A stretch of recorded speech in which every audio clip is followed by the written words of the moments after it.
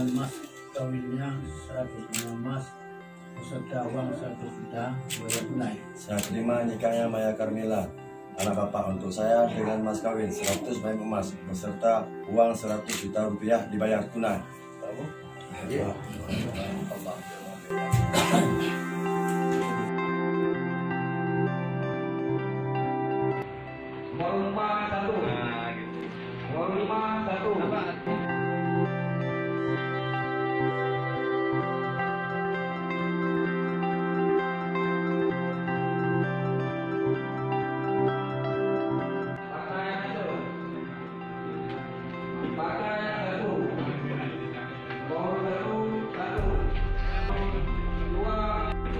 Nomor 5 1